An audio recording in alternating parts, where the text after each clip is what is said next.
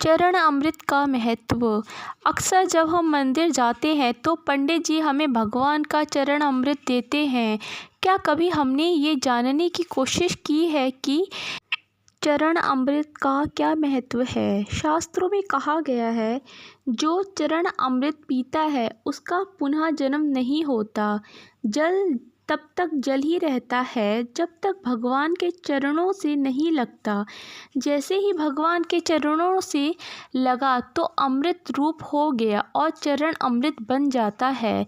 जब भगवान का वामन अवतार हुआ और वे राजा बलि की यज्ञशाला में दान दे लेने गए, तब उन्होंने 3 पग में 3 लोक नाप लिए। जब उन्होंने पहले पग में नीचे के लोक नाप लिए और दूसरे में ऊपर के लोक नापने लगे, तो जैसे ही ब्रह्मलोक में उनका चरण गिर गया तो ब्रह्मा जी ने अपने कमंडलों में से जल लेकर भगवान के चरण धोए और फिर चरण अमृत को वापस अपने कमंडल में रख लिया। वह चरण अमृत गंगा जी बन गई, जो आज भी सारी दुनिया के पापों को धोती है। ये शक्ति उनके पास कहाँ से पात्र शक्ति है? भगवान के चरणों की, जिस पर ब्रह्मा जी ने साधारण जल चढ़ाया था, पर चरणों का स्पर्श होते ही बन गई गंगा जी। जब हम बांके बिहारी जी की आरती गाते हैं तो कहते हैं, चरणों से निकली गंगा प्यारी, जिसने सारी दुनिया तारी। धर्म में इसे बहुत ही पवित्र माना जाता है तथा मस्तक से लगाने के बाद इसका सेवन किया जाता है।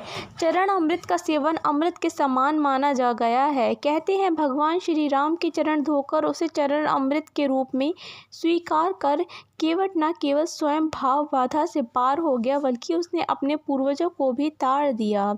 चरण अमृत का महत्व सिर्फ धार्मिक ही नहीं, चिकित्सकीय भी है। चरण अमृत का जल हमेशा तांबे के पात्र में रखा जाता है। आयुर्वेदिक मत अनुसार तांबे के पात्र में अनेक रोगों को नष्ट करने की शक्ति होती है, जो उसमें रखे जल में आ जाती है।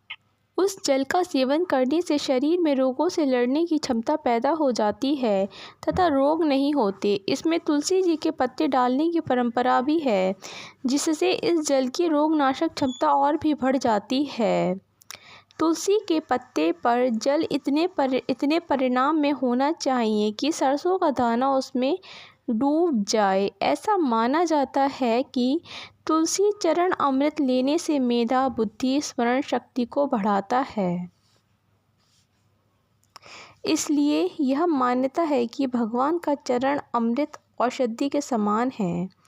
यदि उसमें तुलसी पात्र भी मिला दिया जाए तो उसके औषधि गुणों में और भी वृद्धि हो जाती है। कहते हैं, सीधे हाथ में तुलसी का चरण अमृत ग्रहण करने से हर सुख का या अच्छे काम का जल्द परिणाम मिलता है।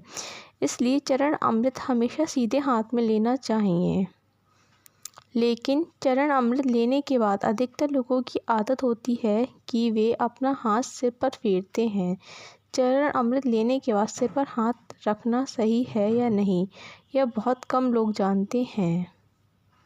दरअसल शास्त्रों के अनुसार चरण अमृत लेकर सिर पर हाथ रखना अच्छा नहीं माना जाता है। कहते हैं, इससे विचारों में सकारात्मकता नहीं बल्कि नकारात्मकता बढ़ती है। इसलिए चरण अमृत लेकर कभी भी सिर पर हाथ नहीं फेरना चाहिए।